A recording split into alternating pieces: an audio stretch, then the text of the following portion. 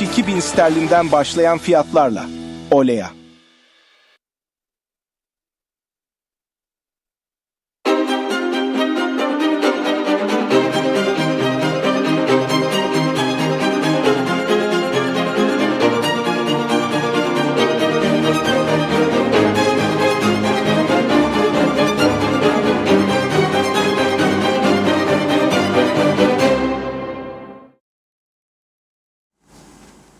Merhaba sevgili izleyenler, Diyalog Medya Grubu Genel Yayın Yönetmeni Sayın Reşat Akar'la birlikte Gündem Özel programında sizlerleyiz. Hemen hızlıca bugün ele alacağımız konuları sizlerle paylaşalım.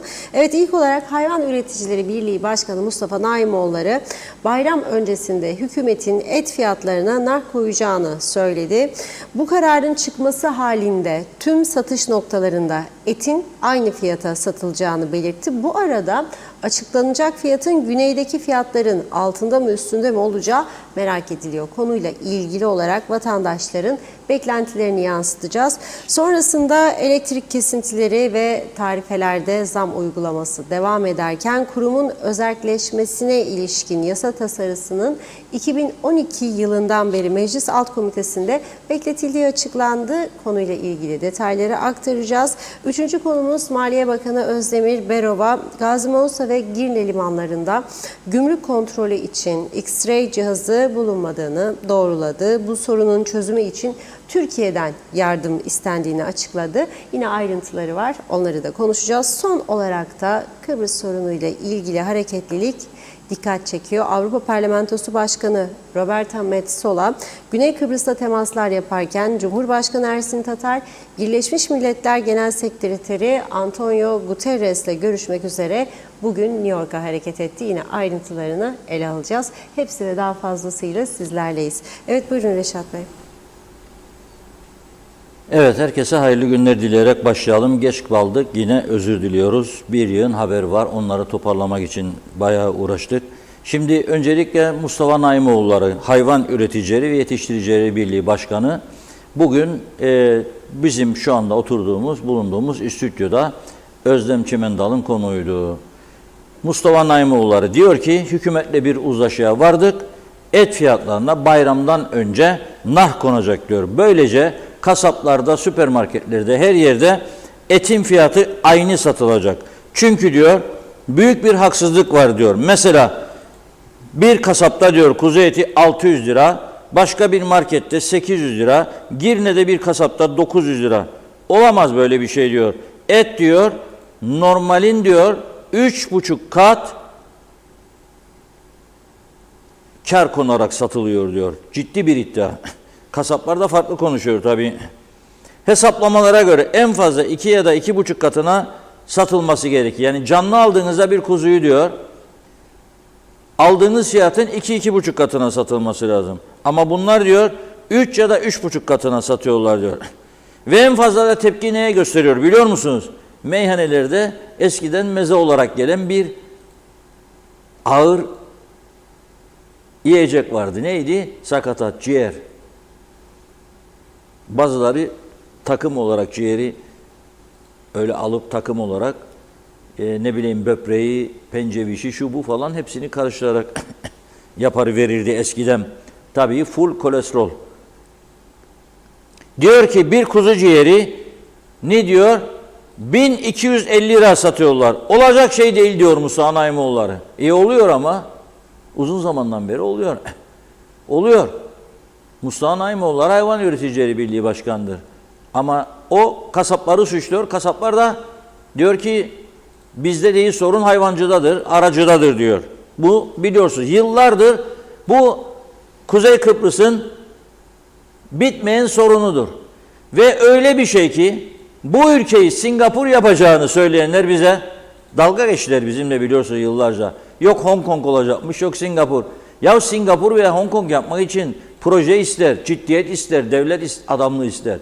Ben vazgeçtim bundan. Et fiyatlarını bir türlü kontrol alamadınız. Yani yasak koyun, fiyat koyun demiyorum ben. Yani kasapla hayvancı arasındaki bu dengesizliği ortaya çıkaramadınız. Kim haklıdır, kim haksızdır bilmiyoruz. 74'ten itibaren birkaç ay öncesine kadar hayvancıdan okkayla alıp bu tarafa kiloyla satıldığı söylenirdi. Bir tedbir alamadınız. Ben vazgeçtim. Reformmuş falan filan filan. Reform olmaz. Bizim ülkede forever tiyarensi de neyin reformunu yapacaksınız? Yarın kalkıp diyelim ki eğitimde tam güne geçiyoruz. Yıkarlar ortalığı değil mi? Sendikalar, öğretmen sendikaları. Yıkarlar.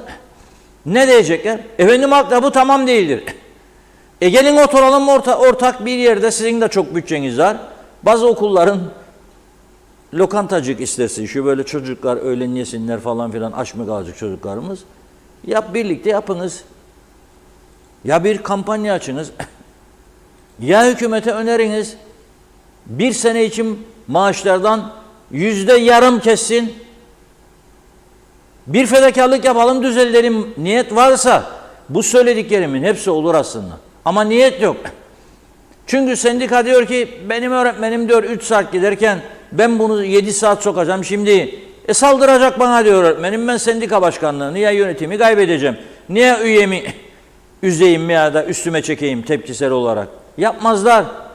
Şimdi desem ki sağlıkta Allah kıyamet kopacak, grevler bakmayacaklar. Zaten çokluk bakıldığı yok hastalara da hiç bakmayacaklar. Onun için bu ülkede böyle köklü bir değişim olmadan siyaset değişimi hiçbir şey olmaz. Ama siyaset değişimi sadece benim söylediğim yani KKTC meclisi değişsin değil. Hayır, köklü. Yani sistem olduğu gibi yıkılacak, yeni bir sistem gelecek. Ve sil baştan olacak her şey. Sıfırdan başlayacak. Şart değildir. Kuzey Kıbrıs Türk Cumhuriyeti Devleti anayasası falan değilsiniz. Kıbrıslı Türklerin yasaları dersiniz. Anayasaya da ihtiyaç yok. Doğru dürüst yönetim olursa. İngiltere'de anayasa mı var? Dünyanın en iyi ülkelerinden birisi. Demokrasinin beşiği derler İngiltere. Yoktur. Bizde niçin? Bizde iş yapmayanlara bir mazaret üretme meselesi oldu anayasa ve yasalar. Sen bilir mi ki anayasa bize engeldir? Yok bilmezdim. Yani sen iyi bir iş yapacaksın, anayasa engeldir diye korkacaksın. Da işinize gelmediğinde siz anayasayı çok mu tanırdınız zaten? Ne bileceğim ben vatandaş olarak anayasanın kaçıncı maddesi, kaçıncı fıkrası, ne bendi bilmem ne yazar. Bizi giderler anayasa mahkemesine şikayetler düşürürler. Yahu sen iyi bir şey yaptın da düşürdü mü seni anayasa mahkemesi? Ya da yap düşürsün bir daha yap. Değiştir anayasayı. İkincisine kadar. Zaman kazan değiştir. Anayasayı değiştirmek istersen ve halka anlatırsan ki bu ülkenin halkın yanındadır, halk seni destekleyecek. Ama dediğim gibi bu sistem sil baştan olmadığı sürece olmaz. Şimdi nark koyacakmış. Et fiyatları diyecekmiş mesela 600 lira olsun. Ama diyor hem kasapta hem bakkallarda 600 olacak. 601 olmayacak. Şimdi kasaplar tek başına çalışır.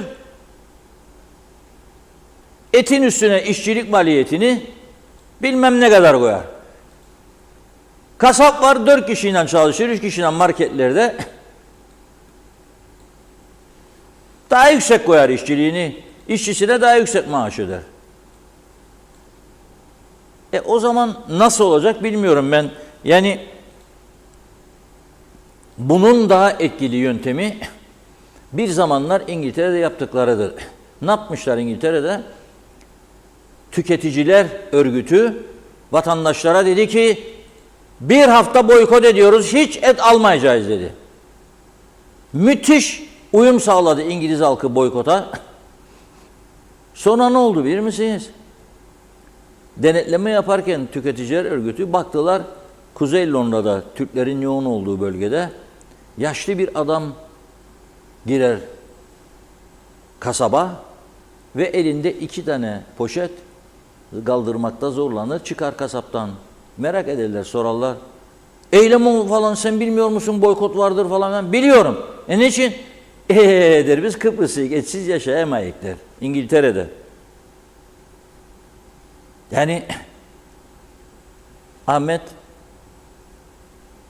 Ersöz'ün de dün önceki gün yayınladığım şarkısında biliyorsunuz biz Kıbrıs'ı diyor, etsiz yapamayız diyor. Şu anda istesek de yaparız, istemesek de iki açıdan. Kimisi para var ama kolesterola yakalanmamak için yemez. Sağlıklı yaşam için. Kimisi de para yok diyemez. Ezici bir çoğunluğu para yok. Yani 700 lira, 650 lira kuzu eti alacak kaç kişiyi doyuracak gaysin? Netice itibariyle iddia ediyor ki devlet eliyle açılacak olan et tazmin noktaları da hazırlandı diyor. Direkt diyor üreticiden halka daha ucuza satılabilecek diyor. Görelim bakalım. Burada önemli olan nedir bilir misiniz? Burada önemli olan. Sen yarın 550 de desen kuzu etine 500 de desen acaba güneye olan ilgiyi kesebilecek misin? Güneyde nasıl olur da insanlar bakkal bakkal gezip hükümet üyeleri denetlemez, kendi halindedir serbest piyasa ekonomisi da bizden ucuz satar. Mesele budur. Bunu aydınlığa çıkarmak lazım. Bunu aydınlığa çıkarmak lazım. Mesele budur. Yani adam orada neden 350 liraya satabiliyor? Şimdi seçimden sonra yükselecek derlerken döviz düşmeye başladı, görüyorsunuz değil mi? 35'in altındadır euro şu anda.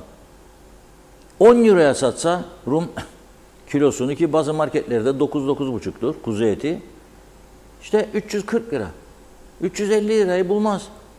Sen 500'e çeksen de kesebilecek min güneye gitmesini insanların? Kesemeyeceksin önce. Yani bu nar meselesinin iki tarafına da bakmak lazım. İki tarafı keskin bir bıçak gibi görüyorum ben. Şimdi kasaplar ne diyecek bu işe? Onlar yarın eylem yapacak, çağıracak bir kuzuyu gazetecilerin önünde kestiler daha önce kuzuyu. Çıkan temiz miktarını darttılar, ortaya koydular. İki tarafın da burada ciddi bir meselesi var. Ama ben diyorum 500'e de çekseniz, siz 650'den acaba kaç kişi et yiyebilecek? Yani şu anda hiç et yiyemeyen yiyebilecek mi? Yani 100 lira aşağı düştü diye 150 lira. Gene bu ülkede halkın gelirine göre çok yüksek. Esas önemli olan bence üreticiyi destekleyip üreticiden ucuz çıkması ve devletin en fazla şu kadar üzerine konarak satılır şeklinde bir karar alması veyahut da Hayvancılar Birliği bunu deklare edebilir ve onun üstünde satış yapanlara hayvan sevkini durdurabilir. Yani alınabilecek önlemleri var. Fakat benim kendi şahsi düşünceme göre en etkili silah bu gibi konularda boykot uygulamak, yememek. Yemeyin eti, göresiniz nasıl düşecek. Yemeyin. Bir süre yemeyelim, bakın nasıl düşecek. Meyhaneye gideceğim de et demeyeceğim, kebapçık. O zaman ağlamayacak. Neyse fiyat o. Şimdi ben bir şey söylesem çekinirim. Çok da arkadaşlarım var. Çok da seven insanlar var. Bizi de dinliyorlar biliyorum. Ama başka bir iş sahasından örnek vereyim. Bakıyorum geçerken küçük 20 metrekarelik bir küçük dükkan açmış birisi. Bir şeyler satacak ve sattığı ürünler de pahalı değil. Kapının önünde bir tane son model Jeep görüyorum. Pahalı araba. Ve otomatikman şu soruyu soruyorum kendime. Bu Jeep'i bu dükkandan kazanarak mı aldı? Evet öyle aldım derse o zaman demek ki sen çok kar koyarak satış yapan. Çünkü ne çıkacak o dükkanın içinden?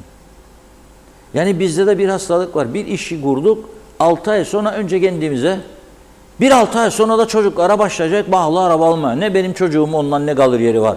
Alsın versin. Bu da nedir? Doğru dürüst vergilendirme yoktur da onun için. Çünkü kazanç vergisi vermeyince adam o elde ettiği parayı bir yerlere harcayacak ve bu şekilde harcıyor. Mesele budur. Tabii bugün bu Mustafa Naimoğulları'nın söylediği, iddia ettiği nar meselesini duyunca Ömer Kadiroğlu'na dedi ki havada, karada, denizde yürü bakalım vatandaşlara sor. Et yiyor mu, yemiyor mu? Kaç paraya düşerse yemeye başlayacak? Yoksa güneyden mi almaya devam edecek? Ne düşünüyorlar? Ömer Kadiroğlu'nun röportajlarını birlikte izleyelim. Mesajlar biriktikçe Funda Hanım'ın nefes alması değişiyor, duyuyorum buradan. Ama Başlayalım. Hayvancılar Birliği Başkanı Mustafa Naimoğlu devletin et fiyatlarına nar uygulayacağını söyledi. Bu konuda ne düşünüyorsunuz? Valla et fiyatları uzunca zamandır çok fiyatlı. Halkın ulaşması gittikçe zorlaşıyor. Yani bir çözüm olacak ise değerlendirilebilir. Et tüketebiliyor musunuz? Yani eskisi kadar değil. Ne kadar? Mesela eskiden ne kadar tüketiyordunuz, şimdi ne kadar? Yani eskiden haftada bir tüketirken ortalama söylüyorum. Şimdi ayda bir anca o civarda olmak zorunda kalıyor. Evet. Ne kadar olmalı sizce et fiyatları insanların rahatça ulaşabilmesi için? Vallahi tam bir kilo fiyat söylemek mümkün değil ama alış gücüne baktığımızda şu andaki fiyatların en az yarısının altında olması lazım ki yani geniş bir kesim ulaşabilsin et fiyatlarına. Evet. Yani güneydeki alım gücüyle buradaki alım gücü aynı değil. Yani buradaki alım gücüne, güneye göre değil, buradaki alım gücüne göre değerlendirilmesi lazım. Yani asgari ücret nedir ya da yoksulluk oranı nedir ona göre bakılıp değerlendirilmesi lazım. Bu konuda bir çalışma bekliyoruz. Ya olmasında yarar var. Hayvancılar Birliği Başkanı Mustafa Naimoğlu devletin et fiyatlarına müdahale ederek en yüksek tavan fiyatı belirleyeceklerini söyledi. İfadelerine göre de et fiyatları ucuzlayacak. Siz bu konuda ne düşünüyorsunuz? İnşallah öyle olur. Çünkü et yiyemez duruma geldik. Tavuk yemeye başladık. Yani inşallah başarılı. Tavuk da pahalı. Tavuk da bağlı. Yapacak bir şey yok. Mangalı tavuğa çevirdik. Evet, peki ne sıklıkla et tüketiyorsunuz? Her hafta mangalımız yanardı. Özellikle eskiden yazda. Mesela geçen akşam mangal yaktık ve tavuk yaptık. Ve birazcık köfte yapmak zorunda kaldık arkadaşlarla beraber. Ama içinde ne et şişi vardı ne de pirzolası vardı. Durum bu. Eti en son ne zaman alıyoruz? Eti en son yemeklik aldı hanım. Biz 10 gün önce falan. Ayda bir mi oluyor öyle olunca? Ayda 2-3 almak zorundayız. Çocuk da var, et yemek zorunda. Peki sizce et fiyatları ne kadar olmalı? Şimdi onun bilemeyeceğim ama askeri ücrete göre yani bence kilosu 400'ü geçmemeli. Bence. Güneyde yaklaşık o kadar fiyat. Evet, güneyde o kadar. Alıyor musunuz güneyden et? Gittiğim zaman 1-2 kilo almak zorundayım. Yani iyi güzel aslında. Yiyen de var, yemeyen de var şimdi. Çoğunluk zaten Rum tarafına gidiyor yanlış değilsem. Rum tarafından alıyor. Alamayan insanlar çok. Yani güzel düşünmüş. Siz ne sıklıkla tüketiyorsunuz eti? Eşim çok sevdiği için biz çok sık tüketiyoruz. Alıyorsunuz. Alıyoruz ama gidip kasaptan öyle günlük almıyoruz biz de. Eşim genelde daha uygun oluyor diye kuzu kesiyor. Kuzu koyuyoruz yani öyle tüketiyoruz. Peki eskiye göre tüketiminiz nasıl? Bir düşüş var mı? Evet biraz var tabii. Biraz daha az tüketiyorsunuz. 2 ayda 3 ayda bir kesiyorduk. Şimdi de 6 ayda bir kesiyoruz. Senede bir kesiyoruz. Güneyden et alma veya aldırtma durumunuz var. Yok. Benim yok. Almadınız. Yok almadık. Peki devlet et fiyatlarına bir müdahalede bulunursa sizce et fiyatları güneyden daha ucuz olur mu? Yani en azından olmasa bile aynı olsun.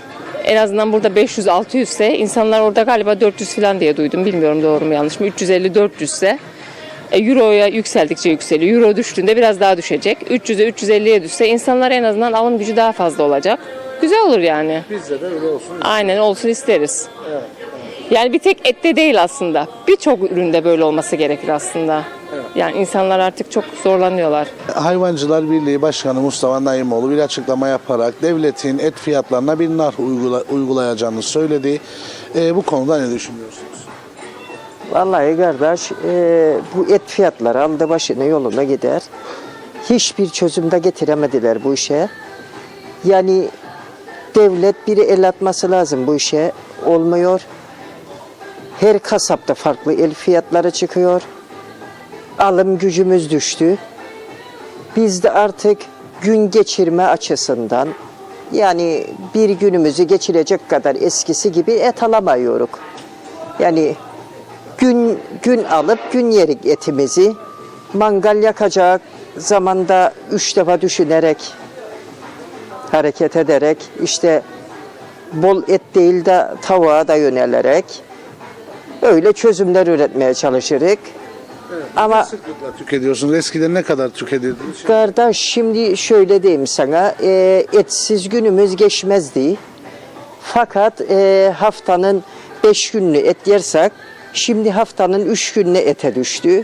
Balığa veyahut da tavuğa da yöneldik doğal olarak mecburiyetten. Yani et fiyatları çok yüksek. Gerçekten devletten bunlardan bir çözüm beklerik.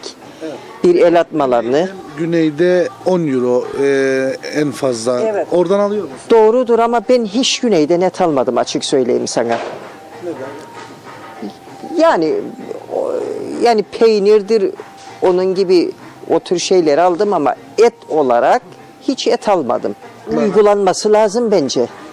Ama bu sadece yani tüketici olarak da düşünmeyelim. Üretici de yani üretici de pahalı veriyor. Bu malı diye pahalı satılıyor. Evet, ne yapılması lazım bunun? Kardeş devlet el atması lazım. Yani her kasapta farklı et fiyatları var. Buna çözüm bulmaları lazım. Eğer bunu uygulayabiliyorlarsa güzel olur. Belli bir fiyata sabitlerlerse. İyi olur. İyi olur tabii ki. Peki siz haftada kaç gün et tüketiyorsunuz?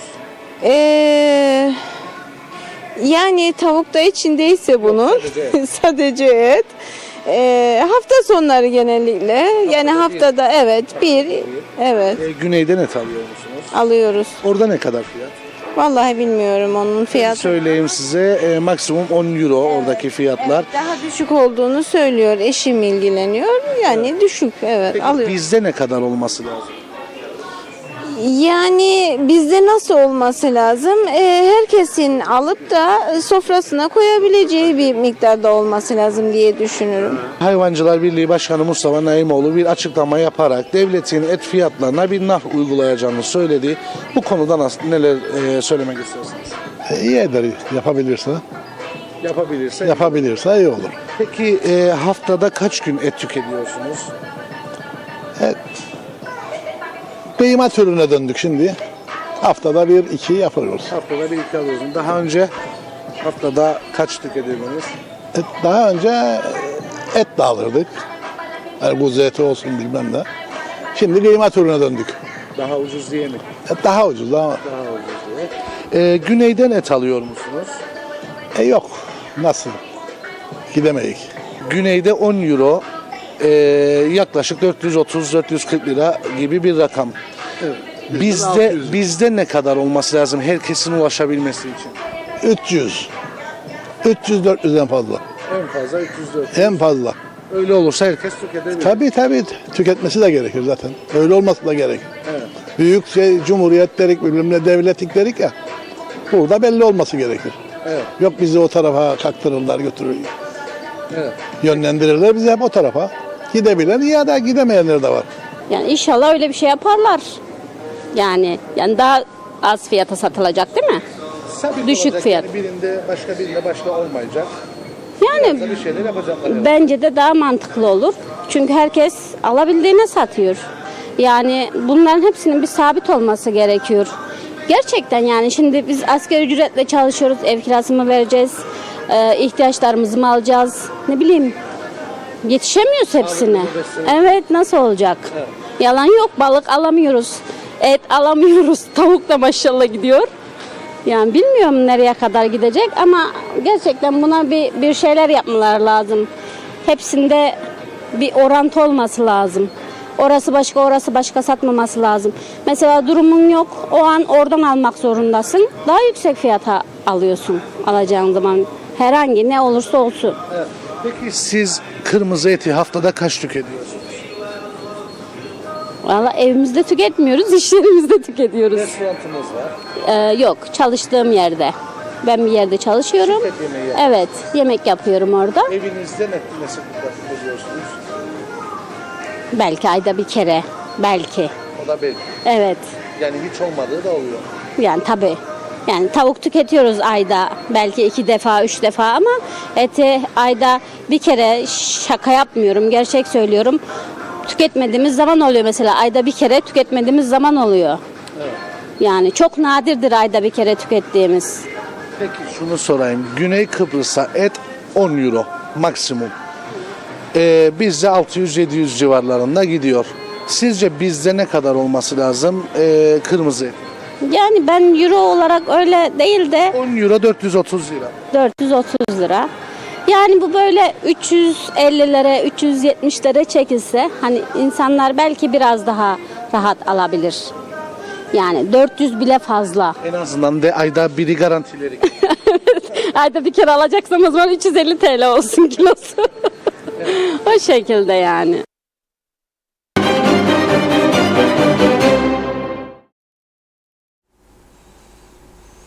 Evet, birlikte izledik. İşte önüne çıkan herkese sordu Ömer Kadiroğlu. İzlediğiniz gibi kimisi eti çok sever, devam ediyor alabildiğince. Kimisi alamıyor, ayda bir yiyemeyen var. Tavuğa ağırlık verdik diyenler var. Tavuğu da sınırlı sayıda tüketenler var. Tabii asgari ücret ne kadar yükselirse yükselsin 15.800'den 24 oldu. Ne oldu? Daha mı iyi oldu halkın yaşam düzeyi? Bizim taraftaki fiyatlara göre konuşacak olursak pek bir kazancı olmadı. Ama euro cinsinden hesaplarsak oldu. Yani 470 euro gibi bir şeyden şu anda asgari ücret 24.000, 34,5-35'ten çarpalım. İşte 700 euro gibi bir rakama ulaştı ki euro cinsinden artmış oldu. Onun için güneyden gidip mesela dana kıyması 8 lira alabiliyorlar. 8-8,5. Nasıl kurtarır bu adamları 300 TL'ye? Aynı ülke, aynı ada. Onun hayvanın yediği mi bizimki de yiyor. Nedir aradaki sebep? Esas bunu bulup çıkarmak lazım. Yani ve bu yıllardır gündem oluyor. Hatırlayın hayvancıların yaptığı eylemleri, meclis kapısını kırmalar, günlerce sokaklarda eylemler, trafiğin felç olması. Neden? Çünkü kalıcı bir çözüm yok. Bakan değişir, onu yapmam bunu yapacağım der. Halbuki kalıcı politikalar olması lazım. Yani bir bakan değiştiğinde et fiyatlarını yükseltmez ne de düşürür. Var mı başka gelişmiş ülkelerde böyle bir rezil durum ya? Piyasa arz ve talep meselesi. Bak bir hafta bir izleyicimiz yazdı özelden bana. Sadece diyor eti değil diyor, seçimleri de boykot edelim. Bak o zaman bu ülke düzelir. Bu ülkenin siyaset yapısı değişmediği sürece, yani seçim sistemi, yönetim şekli değişmediği sürece hiçbir şey olmaz. Kimse bozulmasın buna. Kendileri de biliyor aslında. Yani şimdi meclis içinden hükümet kuracak iktidara gelen parti da işte dengelemeyecek yani. Mesela Sade Lefkoşa'dan bakan yapacak milletvekili. Lefkoşa milletvekili de niye o? Ama Lefkoşa milletvekillerinin farz edin ki tümü çok iyi bakanlık yapabilecek kalitede. Koyun 9'unu da bakanların Lefkoşa'dan bu defa İskele bağırır. Ne olacak? Mausa bağırır, Güzelyurt, Lefke bağırır, Girne bağırır. Ha? Bölgecilik. Yani her bölgede her işin uzmanı var mı yani? Çıkıp yapabilecek kazananlar içinden söylüyorum. Yoksa iyi insanlar her bölgede var.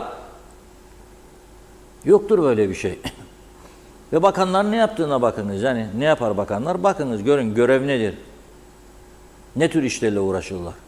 Yani mesela bir günün çoğu zaman 2 saati, 3 saati kurdele kesmek için harcanır. Giderler, keserler kurdeleyi, poz verirler. Devletin ajansı ve televizyonda orada olmak zorundadır. Onun için de bütçe hazırlarlar, onlara para harcarlar. Yani kendi kendimize uydurduğumuz aslında ciddiyetle yakından uzaktan ilgisi olmayan bir devletçilik modeli uyguluyoruz ve eşit egemen falan filan diye uçağa binip New York'a gitti bugün Cumhurbaşkanı. O konuya da geleceğim. Buyurun Funda Hanım. Mesajlara başlayalım. Teşekkür ederek. Çok yoğun. Şerife Turgay, Derya, Mustafa Özcan, Mehmet İnancı, Mehmet Ali Özdemir, Erdal Yarkın, Mehmet Uluçaylı, Esma Nazmiye iyi yayınlar diliyor. Bünyamin Yüksekbaş, Osman Rakıbet'te, İzzet Yerlikaya, Reşat abi sen bir yıldızsın yazmış. Aytaç Bey denetim istiyoruz. Aygün Nuri artık birçok aileler evlerine et almakta zorlanır. Bu pahalılığın önüne geçilmeli. Üreticiden aldıkları hayvanın fiyatı kasapta 4 kat fazlaya satılır, ayıptır demiş. Mehmet Uluçaylı bugün 3 Nisan benim doğum günüm diyor. Sağlıklı, mutlu, nice yıllarınız olsun. Fikret Gönlübol daha önce söylediğim gibi balık baştan kokar. Celal Harun, ülkede trafik kazaları insanların canını alırken, taciz, tecavüzcüler iş başındayken, asgari ücretli insanlar yaşam savaşı verirken, birçok noktada eksiklikler yaşanıyorken, hala da vurdum duymaz tavırlarına, herhalde bir tek ben sinir olmuyorumdur, o koltuklar size 3 gömlek fazla gelir, iş yapmıyorsunuz ya da yapmak istemiyorsunuz, artık inin demiş. Beceriksiz olduğunuzu kabul edin, sizin yaptığınız sorumsuzluklar yüzünden insanlar can veriyor. Buna rağmen hala da bildiğiniz yoldan şaşmamakta ısrarlısınız. Esma Nazmiye, Reşat Bey samimiyetle söylüyorum, senden başkan lazım bu ülkeye fakat işlerine gelmez, sizin gibi 10 kişi yeter demiş. Ali Keleş, kolay gelsin dedi. Mehmet Hasta, madem ki hayvanlara destek primi verir, etler de hükümetin belirlediği fiyatla satılması gerekir. Eğer hayvancı kendi istediği fiyattan satacaksa bütün teşviklerin kalkması gerekir demiş. Esma Nazmiye, siyaset değişimi olacak inşallah yakında, bu gençlere güveniyorum, adil bir ülke yolunda, çalmayan, çaldırmayan. Fatma Palabıyık, iyi ki varsınız demiş. Hüseyin Boşnak'ta Londra'dan selamlar. Salih Mullalı, her şey çok güzel olacak diyor. Elbet bir gün doğrular da kazanacak. Hasan Nihat Erduran, ambargolu ekonomi ancak bu kadar olur. İç zaafları, talih sıkıntıdır.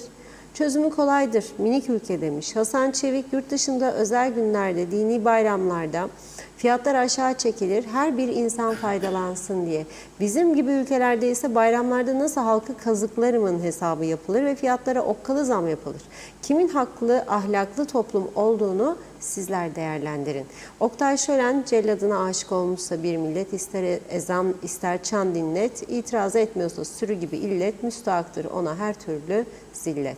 Mehmet İnancı, Hüseyin Güral Kofalı'nın mesajını aktarıyor. Trafik kurallarına uymak vatandaşlık görevidir demiş. Selamlar. Memnunsa ben etimi güneyden alırım, güneyden almaya da devam edeceğim. Bunların söylediklerine inanmıyorum diyor. Sadece konuşurlar, laf azanlık. Ben bunlara kilosunu 800 veya 2000 lira mı vereceğim demiş. Mehmet Uluçaylı, Mausa Lefkoşa yolu refüjlerde otlar araba boyu, çember dönüşlerinde görüş mesafesi 0, kaza olmadan el atın. Serdar Cesurer, Aynur Yüzügüler iyi yayınlar diliyor. Halil Yenigün, güneydeki et ve bizdeki et vitrinde bile farklıdır demiş her yönüyle. Salih Mullalı, Rum tarafı kendi insanına bakıyor, fiyatlar uygun. Bizde düşene ilk önce vuran yakını, dostu, devleti olur.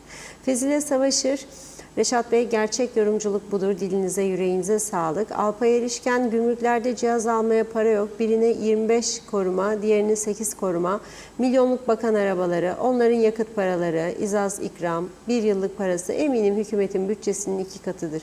Hiçbir memlekete bakanların arabası yok, yalnızca başbakanın var. Bakanların bazıları her düğüne, her cenazeye makam arabasıyla gidiyor, şoförleri var, benzini var. Kim öder bu parayı? Halk. Hanife Dursun, kolay gelsin. Zehra Sencer Karpaz'dan sevgilerimle süpersiniz demiş. Zeliha Adaman, iyi yayınlar diliyor. Leman Canlıbel, yiyemiyoruz ancak Rum tarafından alma fırsatı olan yer çok pahalı, alamıyoruz. Her şey aşırı derecede zamlandı. Her şey, ihtiyaçlarımızı karşılayamıyoruz demiş. Cengiz Menem, et yemeyelim, tavuk yiyelim, daha sağlıklıdır. Demre Coşkun, ultra zenginlerden servet vergisi alınmalıdır. Asgari ücret en düşük kamu maaşına sabitlenmeli. Aksa kamulaştırılmalı. Kamusal toplu taşımacılık başlamalıdır. Arif Mustafa Cüce, et olayında her kesimi düşünmek lazım. Üreticiyi en başta, sonra kasabı ve de tüketiciyi tabii ki. Oktay Şölen, GSM şirketleri faturalara %120 artış yaptı. Bu devlet sadece atama, borç silme, sahte diploma, rüşvet için mi var? Bu soyguna kim dur diyecek? Özelden size fatura dökümlerimi yolladım, kontrol ederseniz sevinirim demiş. Çağatay Dolunay, alıştım artık diyor, etleri güneyden alırım demiş. 2 misli fiyatına neden et alayım diyor Forever TRNC'den. Bir iki mesaj daha okuyup ara verelim. Ali Karadoğan, Rum tarafı bizi almaz, Allah bize acısın dedi. Evet, Nazime Nalbant, Londra'dan herkese selamlar. Bugün duyduk, çok üzgünüm. Kıbrıs'ta Akçay'da yaşayan yeğenimi kaybettim diyor Nazime Kızılyüreği. Şoktayız demiş. Allah rahmet eylesin. Tüm ailenizin başı sağ olsun. Evet, Mehmet Uluçay'la ekonomi uzaya giden roket gibi uçuyor. Alışveriş arabasına aldığımızı alırken elimiz yanacak gibi gider gelir demiş. Irmak Hastürk de iyi yayınlar, iyi çalışmalar diledi. Allah yardımcınız olsun, kolay gelsin diyor. Salih Mullalı'yı da okuyalım. Piyasa yola gelene kadar et ithali serbest bırakılmalı. Halkın refahı söz konusu olduğunda tartışma kaldırmıyor. Derhal müdahale edilmelidir demiş Salih Bey. Daha çok mesajımız var. Yine devam edeceğiz. Evet. Buyurun Reşat Bey. Evet, çok teşekkür ediyoruz. Şimdi özelden de yazanlar var. Biliyorsunuz bazı insanlar isminin söylenmesini istemez. İstemediği için programın altına yazmak yerine özelden yazar. Ama ciddi bir iddia vardır, onu aktarayım. Son 20 yıldır diyor, bu ülkede nüfus çok arttığı halde hayvan üretimi artmıyor. Neden acaba diyor, bunu bir ekranda izleyicilerle tartışalım diyor. Söyleyin, tartışsın insanlar. Neden 20 yıldır hayvan üretimi artmıyor da ama nüfus bu kadar arttığı halde diyorlar. Yani o zaman yani piyasada bolluk olursa et fiyatları düşecek demek istiyor. Piyasada bolluk olmadığı zaman et fiyatları düşmeyecek. Hayvancılar daha çok kazanacak diyor. Tabii bu meslek, şunu da kabul edelim, hayvancılık çok zor bir meslektir. Yani yazın sıcağında, kışın soğuğunda, çamur çirkefi içerisinde falan zor ama bütün gelişmiş ülkelerde bunun daha modern bir şekilde yolunu buldular. Hayvancılık, tarımda daha iyi şartlarda insanlar çalışabiliyor. Fiyatların ne olduğu, nasıl olması gerektiğini, şimdi siz fiyat yasakla koysanız ben buna kasapların uyacağını pek tahmin etmem. Programın başında da söyledim. Çünkü mesela marketçi, diyecek ki market sahibi, bir dakika bakalım diyecek, ben 2 tane kasap getirdim buraya, 45 bin lira veririm ayda her birine. Kasap bulmak kolay değil diyecek. 24 bin lira ben asgari ücretten kasap bulmadım. Zaten 24 yerine 26-27 verdiğiniz anda bir çalışana bunun sosyal sigorta ihtiyaç sandığı vergisi girer üstüne. Geldi size 35'e 36'ya. Ben de diyecek pahalıya derim, ben bu fiyata satmam diyecek. İsteyen alsın diyecek. Hükümet ne yapacak? Gidip marketi mi kapatacak? Yani var mı benzeri bunun bir uygulama? Zordur diye düşünüyorum. Hep cevap aradığım soru şudur benim bir vatandaş olarak. Neden aynı adayı paylaştığımız halde güneyde asgari ücret 300 euro ayda bizim üzerimizde olduğu halde neden bu adamlarda et bizim hemen hemen yarı fiyatımız? O da yem yedirir, hayvan yemi yedirir, biz de aynı hayvan yemini yediririz. Nedir? Sebebi nedir? Bunu araştırmaları lazım. Bana göre rekabetin çok önemi vardır. Et ithalatına hayvancılar karşıdır ama güneyde yani Avrupa Birliği'ne girersek ne olacak? Yani çözüm olursa ne olacak? Ki olma olasılığı bence yüksektir. Onu da konuşacağız bugün. Bazıları kızsa da konuşacağız. Çünkü görünen köy kılavuzu istemez. Doğruları konuşacağız ki geleceğe hazırlanmış olalım.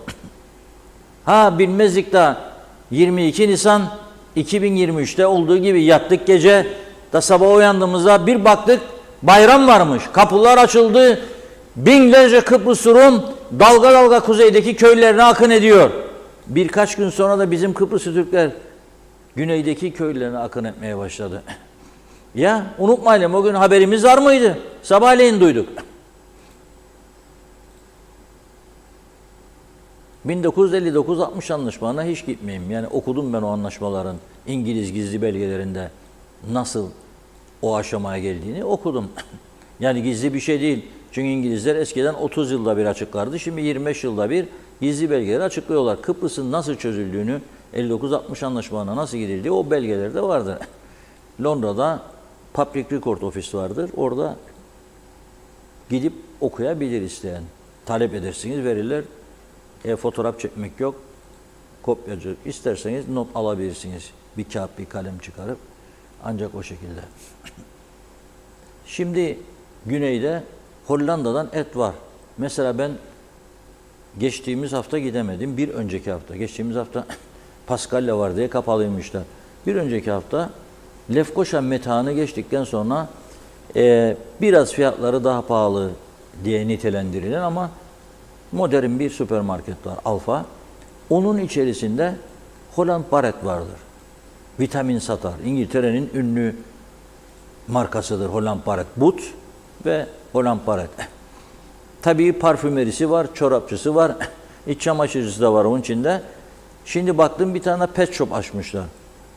Şimdi ben Holland Baret'e gittim vitamin alayım diye. Çok Kıbrıslı gördüm. Eller yüklü böyle kıymalar falan çıkarlar. Ne diyebilirim insanlara? Merhaba merhaba dediler bana. Nasıl? Siz de geldiğinizde dalasınız dedi bir tanesi bana. Yok dedim ben kelle alacağım dedim bulursam ucuz. Hayatta yemem tabii o ayrı mesele ama şaka ettim. Baktım gittim vitrine uzaktan. Hollanda var. Sürekli bakarım zaten. Hollanda'dan et var. Fransa'dan et var. İngiltere'den et var. Avustralya'dan et var. Taze donmamış. Yok ki siz suyun altına koyacaksınız açılsın ki tavsiye etmez bunu sağlık uzmanları.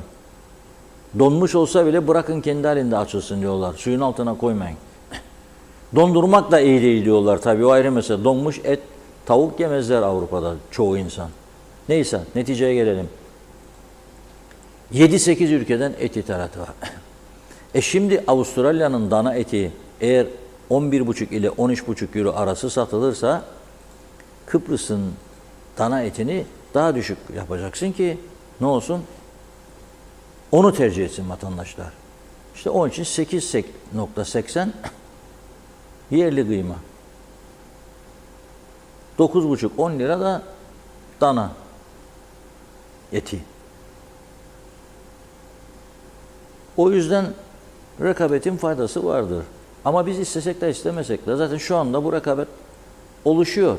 Geçebilenler güneye alabiliyor. Geçemeyenler ne yapacak bilemem. İşte odur problem. Problem odur. Geçemeyenler ne yapacak? Ama eğer biz alışverişi güneye kaydırırsak ben söylüyorum her zaman vay halimize ve o yola doğru girmiş bulunuyoruz. Onun için ithalatçıların bir kısmına şu aşırı zamla çalışırlar. Çok kızıyorum ben. Bilinçli veya bilinçsiz bir şekilde Kıbrıs Türk halkını güneye yönlendiriyorlar. Sonra da bu kesim, bunu yapan kesim Vatan Millet Sakarya Forever tiyarinsi eşit egemenlik kalmaz Rum'undan asla anlaşma olmaz falan derler bana. Neden? Bu düzenin devamı için. Bu düzen düzen değildir kusura bakmayın. Bu düzen düzen değil. Oteller bizden bir şey almaz diye ver yansın ederlerdi. Alalım dedi adamlar alıyorlar her şeyi. Götürdüğünüz zeytinyağını sattığınız sahte zeytinyağlarını hep kendilerine. Nasıl? Nasıl vicdandır bu ya? Ve hala daha piyasadan topladığına dair bu sahte zeytinyağlarının marketlerden bir açıklama görmedim ben. İdare et bizi. Nasıl ya zehirleyeceğim parasıyla insanları? Nasıl idare edeceğim? Yani gazete okumayan, televizyon dinlemeyen binlerce insan var bu ülkede. Ne bilecek hangisi sahte hangisi sahte değil. Gidip marketten alıp gidecek. Ses çıkarma. Olur mu? Ses çıkarmayalım. Neyse. Bir başka enteresan konu bugün dikkatimi çekti. Elektrikler bu arada her gün kesintiye devam. Ne yapalım?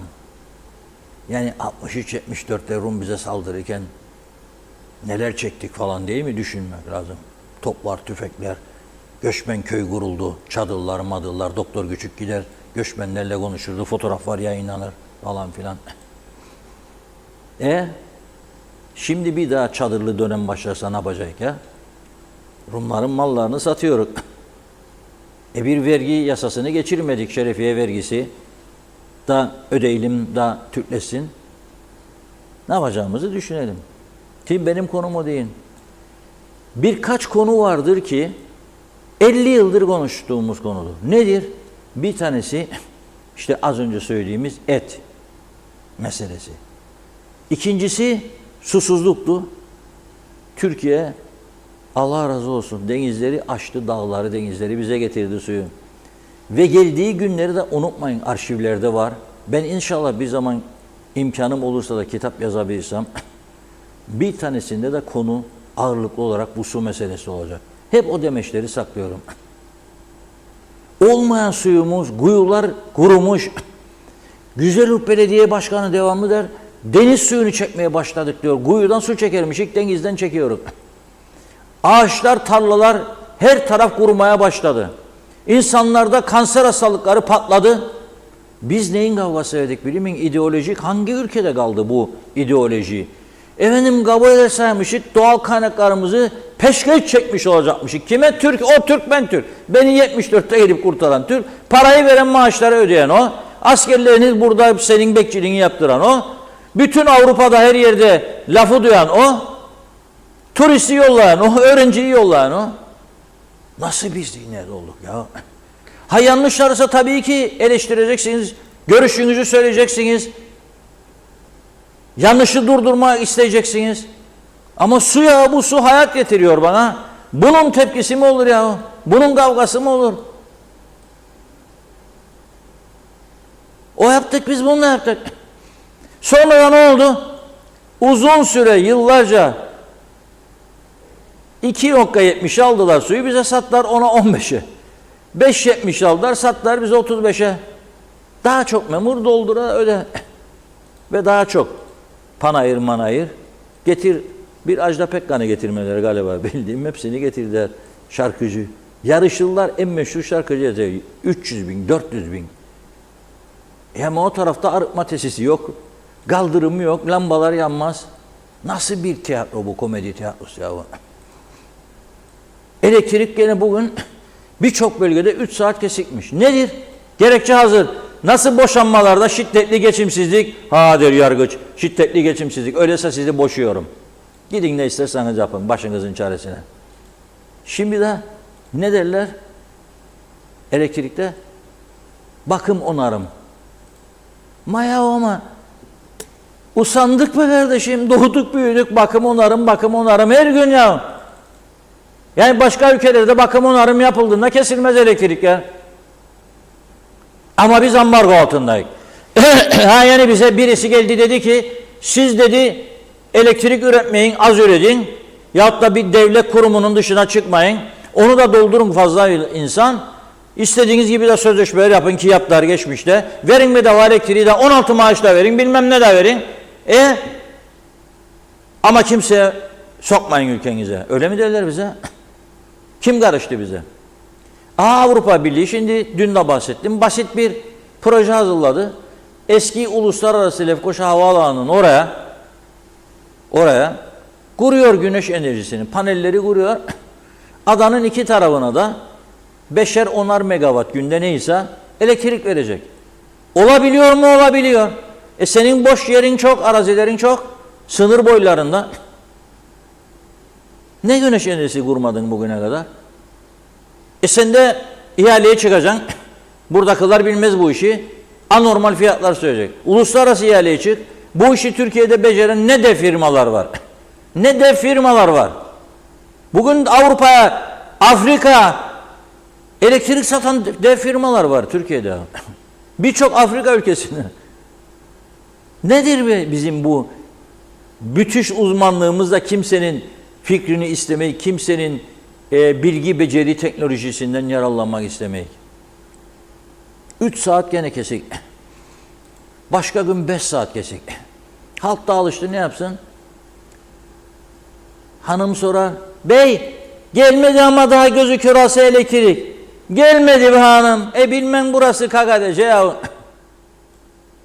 Elektrik geldikten sonra hadi aç televizyonda. Görelim ne var. Dizi vardır bu akşam, dizi. En son dizi nedir bilmiyorum, meşhur, popüler. Siz hangi dizi izliyorsunuz? İzlemiyor musunuz? İzlemiyorum. Allah Allah, ben de izlemiyorum, tuhaflığa bak. İlk defa bir uyum sağladı aramızda. Genelde zıt görüşleri vardır. Programda olana bakmayın siz. O başka beyaz der, ben siyah derim. O siyah der, ben beyaz derim. Şimdi uyumsallaştık. Dizi izlemiyormuş Funda Hanım, ben de izlemiyorum. Hiç. Çünkü yani kusura bakmasınlar ama hemen hemen her dizide, geçmişte birkaç daha bakardım böyle. Tabancalar konuşur, intikamlar konuşur falan. Sevmiyorum ben bunu. Bana uymaz. Tabanca mabanca hesaplaşmalar benim düşünceme, kültürüme uymaz. Kusura bakmasınlar. Neyse ama alıştık, adından aşk dizileri falan da var herhalde arada bir. Görelim falan. Bitti, unutuluyor. Unutuluyor. Fatura geldiği zaman da gene bağırma çağırma. Aman gene geldi bu kadar, gözleri kör olmasın. Ya adam seni 50 yıldır maskara etti hepimizi. 50 yıldır devletçilik, devletçilik, devletçilik, peşkeş çekilemez. Eylemler, grevler yaktılar, gittiler infilak ettirdiler. Sırasında jeneratörleri, bilmiyorum orada zararlı maddeler vardı, ihaleye çıktılardı. Kaldırdılar mı, kaldırmadılar mı?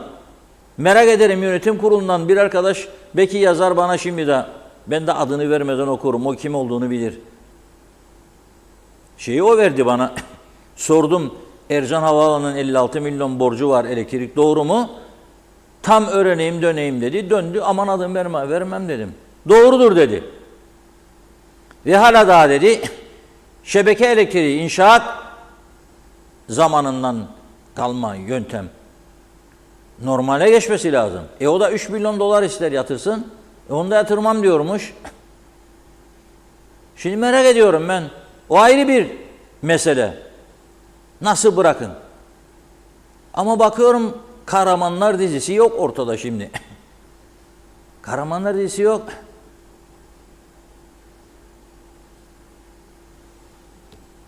Bana keser elektrikleri. Tedbir de yok. Düzelme de yok. Meğer neymiş? Her seçim öncesi bize ne derlerdi bunlar? Bütün partiler ama istisnasız tümü. Yalandır derlerse çıkarırım seçim öncesi açıklamalarını. Hepsi bize elektrikte özerkleşme dediler. Ben de dedim özerkleşme nedir ya? Acaba farklı cinslerin birleştirilmesi mi acaba, bir erkek bir dişi?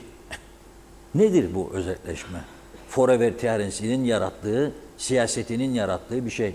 Üretim olmayınca, ciddi işrahatlar olmayınca, ideolojiye dayalı ve çıkarcılık, oya dayalı, oy getirisine dayalı, partizanlığa dayalı yönetim anlayışı olduğu sürece hiçbir şey yapamaz bu Forever Terensi. Nitekim yapamadı. Ne yaptı elektriklerini? Türkiye birkaç jeneratör hediye etmeseydi bugün elektrik yoktu burada ya. 3 saat değil 30 saat kesecekler bize.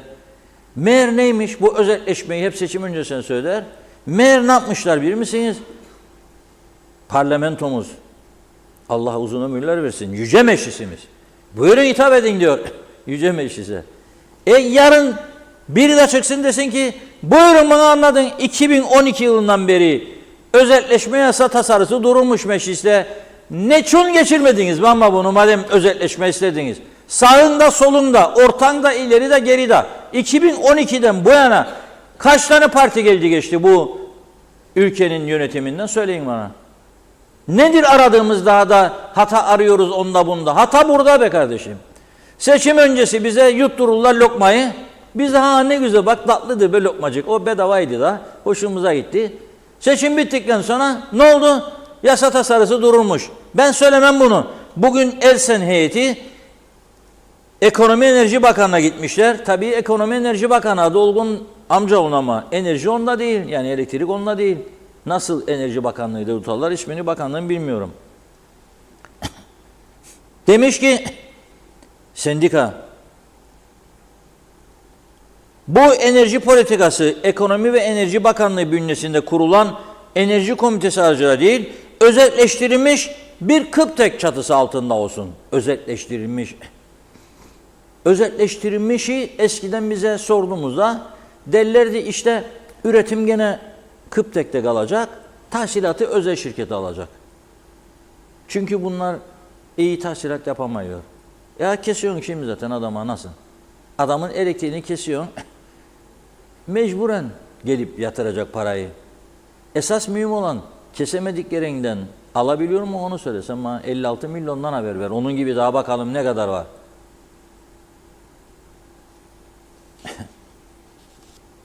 Diyor ki fasıl 170 ve 171'de neyse bu fasıl bilmem. Fesleğen falan bilirim ne olduğunu. Fasulyeyi de bilirim. O da bağlı oldu. Etten bağlı. Hala da Türkiye'den kaplanan elektrik getirilmesine karşı değilik diyor.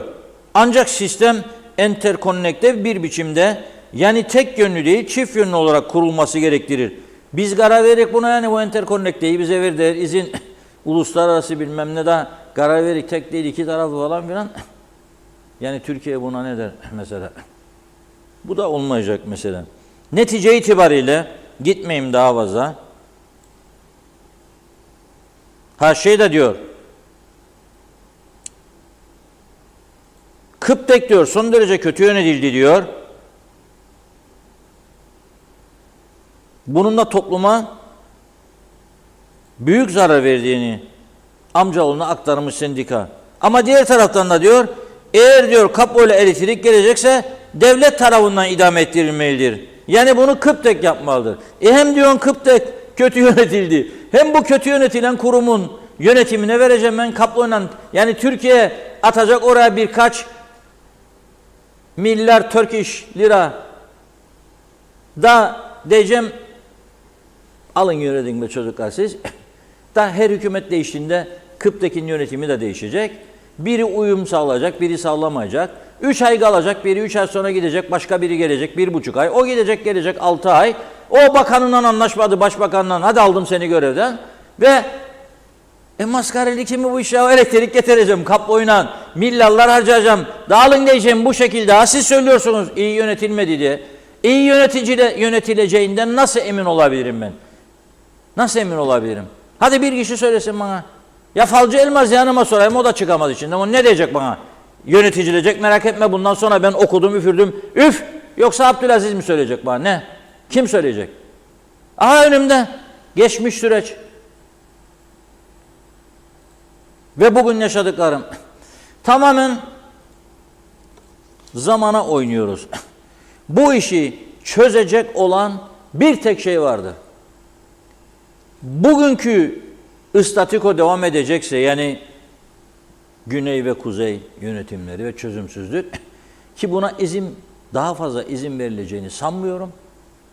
Gelişen dünya koşulları çerçevesinde Türkiye'nin AB ile uyumlaşması, Yunanistan'la ilişkileri geliştirmesi çerçevesinde Kıbrıs sorununa ve doğal gaz gibi bir önemli olay var. Bir çözüm bulacaklar diye düşünüyorum. Ama olmadı diyelim. Biz olmayacakmış gibi düşünelim. Bu sistemden gidemez bu iş. Dediğim gibi, yani İskele'de milletvekilini bakan yapmadım, düşürecekleri, beni başbakanlık yapamam. Ya da Lefke milletvekili ya da Güzelyurt. Milletvekili yerine dışarıdan adam alırsam gelip oturumu açmayacaklar mecliste. Olmaz. Yani nüfus çoğaldı diyorlar. Ben onu bilmem. Ben vatandaş olan, oy kullanacak olan kaç kişidir? 300 bin. 300 bine çıktı. 350 bin. 350 bine 450-500 tane milletvekili adayına seçim yapacağım. Yani nasıl? İyi bulacağım. Yani 450-500 tane eğer bu ülkede milletin vekilliğini yapabilecek ve bahsettiğim bütün bu düzensizliklere çözüm getirebilecek dinamo varsa helal olsun derim ben o zaman. Yani burada harcanıyor bu insanlar demektir. Bir yığın ülke vardır çok yüksek maaşlar. Oraya gitsinler. Nasıl olur ya bu? Yani akla mantığa uygun olmayan bir yığın düzensizlik var bu ülkede. Polis gece gündüz eziliyor şimdi. Sahte diploma, bilmem ne. Sahte reçete. Eczacılar perişan, doktorlar perişan. Diploma alan perişan, almayan perişan. Üst kademe yöneticilerin çoğu sancı içinde. Meğer bu sahte diploma işinde ben bazen bana derler ki senaryoları üzerine durun sen. İşte korku senaryoları falan filan. Yani ben düşündüğümde acaba böyle bir şey olur mu falan da yakınlarımdan tartışırım. Ya acaba kim yaptı bir anda derim ben bu diploma meselesini ya da sahte reçeteyi. Şimdi sahte reçete konusunda düğmeye kimin bastığını tam olarak söyleyemeyeceğim. Ama sahte diploma konusunda Güzelyurt'tan, neden Güzelyurt'tan başladı bu iş? ve düğmeye kimin bastığını, nasıl basıldığını öğrendim. Bir gün sizinle paylaşırım. Öğrendim. Orada dedim ki ben de o komple teorilerini düşünme bile. Yani acaba biri burayı şu falan filan. Yok. James Bond filmlerini görürdünüz değil mi? Ben eskiden çok gördüm. Bak o olsun, James Bond dizileri mutlaka izlerim. Bir de Diyalog TV, TV 2020'de izlersiniz değil mi? Laurel and Hardy'yi koyarız size. Laurel and Hardy. Çocuklarınıza rahatlıkla izletebilin. Komik bir şeydir. Gülerek böyle neşe içinde uyusun zavallıcıklar. Zaten okulda çok yoruluyorlar. Özellikle devlet okuluna gidenler. Sabah saat 8'de gidip 11'de anne baba gel beni al 12'de. 12'den sonra açın Laurel Hardy'yi izlesinler. Tabii o saat yoksa bile kaydedin sonra yayınlarsınız. Netice itibariyle elektrikle de geldiğimiz nokta bu. Ben çok üzülüyorum bunları dinlediğimde. Vay be derim. Bu şekilde yönelildik 50 yıl. İşte onun için diyorum milyar dolarlık servetler kaldı. Hepsini harcadık ve bugün hala da susuzluktan, elektriksizlikten, yol eksikliğinden inim inliyoruz. Et yiyememekten. 74 harekatından sonra ilk yılların Dışişleri Bakanı merhum Denktaş Bey'in yakın arkadaşı Vedat Çelik Bey Dışişleri Bakanı olmuştu. Uzun süreli oldu, tekrar oldu falan. Vedat Çelik Bey'in şirketi vardı. O yapardı hayvan ihracatını. Canlı uçaklar gelirdi Arap ülkelerinden Ercan'a ve Ercan'dan kalkıp hayvanları doldurup içine doğrudan o Arap ülkelerine giderlerdi. Özellikle Libya'ya benim hatırladığım. Şimdi biz Rum tarafından gidip et alıyoruz. 2 sene sonra Rum tarafından gidip limon veya portakal alırsak şaşmayın. Olacak bunlar da. Olacak. Bu işte yarattığımız kötü siyasetin bir sonucudur. Kabul edelim, itiraf edelim ki beceremedik biz bu işi. Bu sistemin anda mümkün değil, hiç bana kimse yaparım ederim demesi mümkün değil. Mümkün değildir. Buyurun Funda Hanım. Kaldığımız yerden devam edelim. Çok mesajımız var. Halil Yenigün, ucuz etin yahnisi bol olur diyor.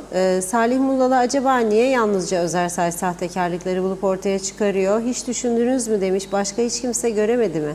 Ömer Meraklı, et konusu aslında Kıbrıs Türk'ünün en temel sorunlarından biri haline gelmiştir. Ne üretici, ne tüketici, ne de kasaplar memnun değil.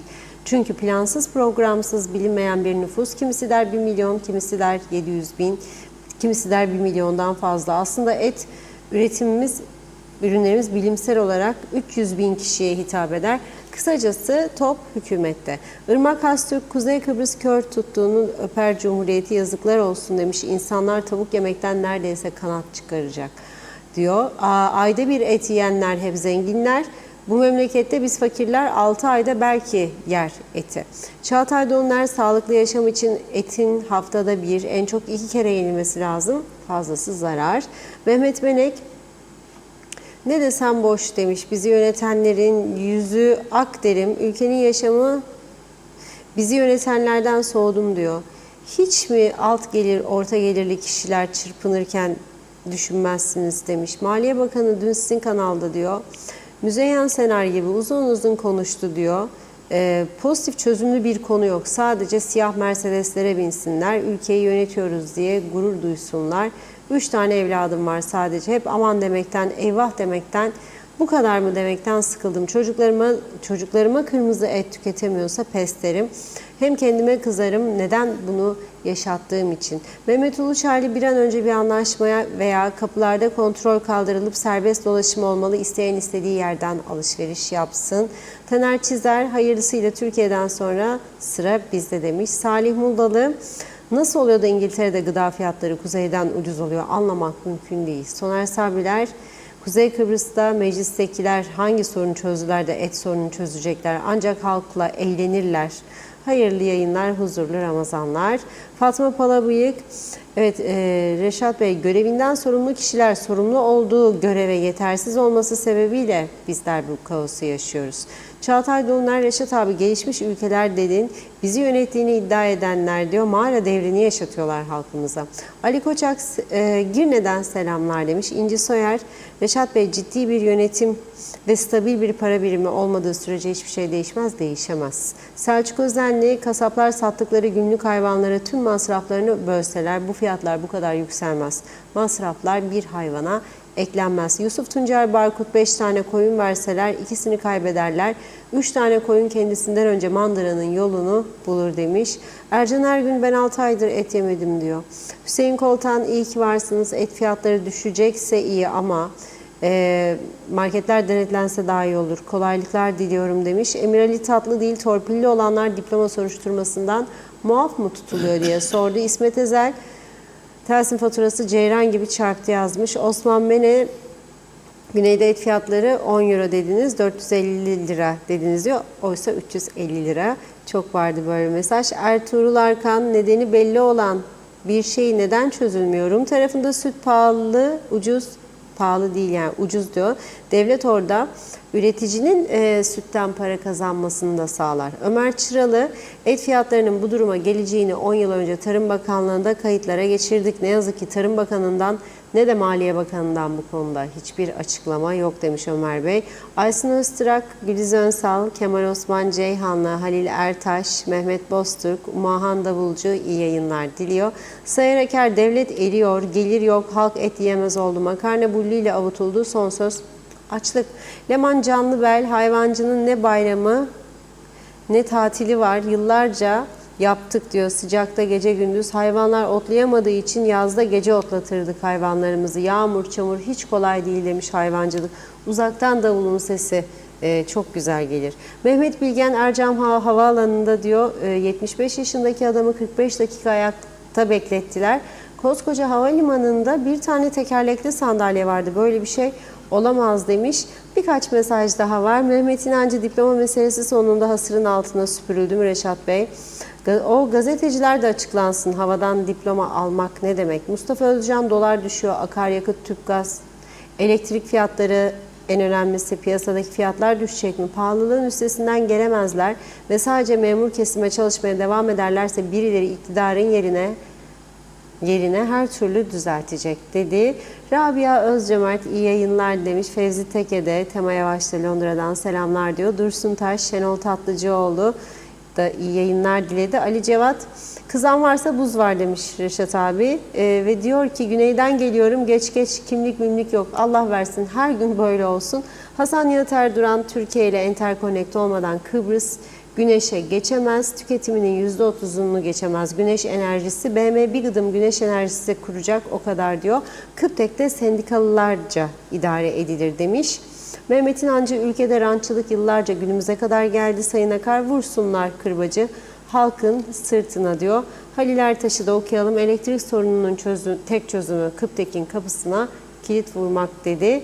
Salih Mullalı, her önüne gelen parasız, pulsuz, hırsız, esrarcı, tecavüzcü, terörist ülkemize elini kolunu sallayarak girmesini istemiyoruz. Bunu sağlayan ve bize layık gören herkesi de göreve davet ediyoruz dedi. Mehmet İnancı demiş James Bond filmlerinde de tabanca var diyor. Ama onunla farklıdır. Bir dakika burada hemen cevap vereyim. James Bond kötüleri önüne gösterir. Dizilerde çoğu intikamdır. Aldattın aldatmadın, vurdun vurmadın. Tahsilat mahsilat çok farkı vardır. Evet. James Bond o kötülerin peşinde koşturuyor. Eskiden gördüğüm serilerde söyleyeyim. Ama en güzel zaten onda değil. Ya. Laurel Hardy'yi seyredin. Charlie Chaplin var. YouTube'dan bulabilirsiniz. Onu seyredebilirsiniz. Yani şart değil olsun. James Bond yani falan. Gerilim zaten yerine izlemek iyidir. Yani komedi filmleri izlemek iyidir. Çocuklara da. Bakın sabahleyin Funda Hanım'ın bir konuğu var. Diyor ki fazla televizyona diyor takılmayın. Hem de diyor sosyal medya diyor. Mesela bazıları Instagram'a takılır saatlerce çıkmaz. Facebook'a takılır çıkmaz. Ne yapardın? komik videolar görürdüm. Komik videoda görmenin saati var. Yok da 3 saat 4 saat. Yarım saat uğraşır, ara verir, 5 dakika 10 dakika gene. Yok mu yapacak başka işin ya? Hiçbir şey yoksa mermerleri sil, pencereleri sil, tabakları yıka, çamaşır varsa ona bak. Ne bileyim kapının önünde bir şey yap, yürüyüş yap. Yani onun için fazla ekran karşısında durmak da iyi değil. Tabii bu arada bu internetlerin söyleyiniz yaydığı ışınlar. Bu arada bilmem Funda Hanım okudum pek kullanma şey ettim. Kaçırdım galiba. GSM şirketleri gene Okuduk, zam evet. yaptı diyor bir izleyicimiz. Evet, Bilmiyorum. %20. Araştıralım bunu. Yani %25 zam yaptılarsa gene el insaf derim. Zaten yüksek. Zaten yüksek. Ya bir roamingi daha Türkiye ile KKTC arasında ana vatan yavru vatan diyoruz da bir roamingi ya daha halledemediler. Adam gelir Türkiye'den zanneder burası yavru vatan bizim hiçbir farkımız yok. Gelir girer buraya. Halbuki 28 AB üyesi ülke arasında roaming yoktur. Bizim Türkiye'nin KKTC arasında roaming vardı. Bilmezse adam yandı demektir. Uçak bileti otel parasından fazla roaming ödüyor. Ama %25 zam bilmiyorum yani varsa gerçekten enteresan bir durum. Onun da çaresini bulmak lazım. Yani daha az kullanım, daha az ödeme o zaman mecburen rekabet olacak diye düşünüyorum. Buyurun Funda Hanım. Bitirin mesajları. Birkaç mesaj daha var. Ahmet Sanver demiş sürekli moral bozmak hainliktir diyor. Birkaç mesaj daha vardı. Sürekli moral bozmak hainliktir dedi. Birkaç mesaj daha vardı. Yakın Doğu'yla. Mesela bunu da anlatsın de bize. çok mesajlar Neyin moralini? vardı. Yani biz mi bozuyoruz moral yoksa kimdir bozan moral? Neyin bozan? Neyin morali mesela? Onu da yazsın. Cevap Nedir bu? verin Anlamadım. diyor. Neyin moralini bozmak? Kimin morali bozuyoruz ki? Kim var? Yani et fiyatlarıdır moralimizi yüksek tutan. Nedir moralimiz? Yoksa hastaneye gittiğimizde aldığımız hizmetler moral yükseliyor. Yoksa araba sürdüğümüz yollar hangi mesela? Söyleyin de bileyim. Güzel bir şey olduğunda onu da söylüyor. Yoksa Ercan Hava'nın 56 milyonluk borcunu görmezden gelmektir. Moral yükselden. Evet devam edin. Evet, Mehmet İnancı her 10 TV izleyicisinden 9'u gündem özel izliyor. Evlerde, köylerde, iş yerlerinde TV'ler açık izliyorlar demiş Mehmet Bey. Evet, Hasan Nihat Erduran, diyalog maaşlarda avroya geçmiş doğru mu dedi. Makinistler, galeriler de avro ile işler, ne kaldı geriye? Çağatay Dolunay sadece nefes almak için gelmedik bu dünyaya. Kutel Tosun iyi yayınlar diliyor. Mert Bölükbaşı, Kıptek kötü bir kurumdur diyeyim ben. Bunu herkes bilir, bir şey yapmaz, dokunmaz. Kıptek'te çalışanların Çatalköy'deki evlerine bakın. Benim komşum diyor. Halkın Partisi baksın demiş. Aysel Çelikkol dilinize sağlık, doğru söz, doğru haber dedi. Evet, Mert Bölükbaşı mutluluğumuzu, huzurumuzu çaldınız. Yazıklar olsun diyor. Ahmet Tekman, Girne Çarşamba Pazarı'nda asma yaprağı 550 liraya satılıyor. Bence et hiç de pahalı değil kıyaslayacak olursak demiş. Evet bakıyorum. Yine son gördüğüm Mehmet İnancı, gerçekler moral bozar Reşat Bey. Herkes çıkarına göre konuşur demiş. Tamamladık gibi duruyor. Teşekkür ediyoruz. Evet buyurun Reşat Bey. Evet şimdi gözler nereye çevrildi? Bizim KKTC İstatistik Kurumu'nun açıklayacağı enflasyon verilerine çevrildi. Türkiye'de bugün enflasyon verileri açıklandı ve %68.50 olarak yıllık enflasyon %68.5 olarak açıklandı. Mart ayı enflasyonu ise 3.16 olarak belirtiliyor. En yüksek artış nerede? Eğitimde. En yüksek artış %50.10 ile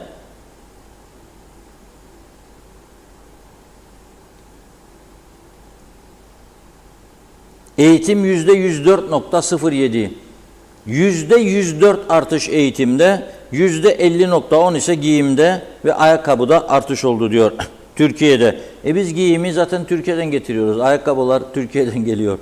bize fazlasıyla yansır bunu demektir ki 50'nin çok üstünde 70-80 falan. Bizdeki rakamları da merak ediyoruz. 68,5 Türkiye'deki yorumları dinledim Bloomberg'de falan. Bazı konuşmacılar bu rakamların bastırılmış rakamlar olabileceğine dikkat çekti. O yüzden bir şey demiyorum. Bakalım nasıl çıkacak. İnşallah onu da öğrenmiş olacağız. Son bir paylaşmamız gereken önemli olay var. Dikmen-Lefkoşa ana yolundaki kazada yaralanmıştı Mahmut Öztürk. Yaşam mücadelesini kaybetti. 6 Mart 2024 tarihinde saat 16 sıralarında iki aracın karıştığı trafik kazasına yaralanan 50 yaşındaki Mahmut Öztürk, Türkiye'de tedavi gördüğü hastanede yapılan tüm müdahalelere rağmen kurtarılamadı diyor. Ve bu kayıp ile 1 Ocak'tan bugüne kadar trafik kazasında can kaybı 13 oldu diye tahmin ediyorum. Mahkeme muhabirimiz bunu düzenleyecek, konuşacağım kendisiyle. Tam rakamı yarın sizinle paylaşırız yine. Büyük bir üzüntü. Gerçekten trafik konusunda çok ciddi, çok katı önlemlerin alınması gerekir diye düşünüyoruz. Bugünlük bu kadar. Yarın inşallah, maşallah yeniden birlikte olalım. Bazı mesajlar okunma diye bize kızmayın. Biz her türlü mesajı okuruz buradan. Ama görmeyebilir, insanlık halidir. Yani sen mağazına giren her adamı görür müsün ya o kapıdan? İnsanlık halidir. Biz de etten kemikten yaratılmışız. Ha moral bozarık. Beğenmezseniz izlemeyin, moraliniz bozulmasın. Hiç itirazımız yok. Ama illa bizimle hizipleşmek için de uğraşmayın. Yaşınıza, başınıza yazık. Sağlığınıza yazık. Bir yıl uğraşabileceğiniz konu vardır. Uğraşın. Nedir bu? Anlamadım ben bu Kıbrıs'ın halini ya. Ya biz nasıl sizinle uğraşmıyoruz? Uğraşmak istesek neler var? Siz de işinize gücünüze bakın ya. Mesajınız okunmadı yani bu kadın kötülük mü yapıyor size yani burada? Ben görmüyorum bile mesajları. Ne yani? Ne rahatsızlık duyacak ki mesajlardan? Ya da biz neden kötülük konuşalım? Hadi güzel bir şeyler gönderin yarın yayınlayalım. Hadi gönderin. Merak ediyorum. Var da yok mu diyoruz. Dün bak uçaklar gelecek söyledik. Havaalanı vergisini söylediğimiz gibi 749 uçak gelecek. Kuzey Kıbrıs için büyük bir katkı dedik. Onu da söyledik. Turizme büyük bir katkı dedik. Esnafın yüzü gülecek dedik. Ne kadar çok turist o kadar çok et satışı, o kadar çok tavuk satışı, o kadar çok zepse meyve satışı dedik. Alkollü alkolsüz içecek dedik. Yani bazı meselelerde böyle hedef seçerek yani katı görüşlerle yazık günahtır ya. Evet bugünlük bu kadar. Yarın inşallah yeniden birlikte olmak ümidiyle diyerek sizleri Funda Hanım'la baş başa bırakıyorum. Buyurun devam edin. Çok teşekkür ediyoruz. Tamamlıyoruz sevgili izleyenler. Yarın akşam yine aynı saatte görüşmek üzere. Şimdilik hoşça kalın.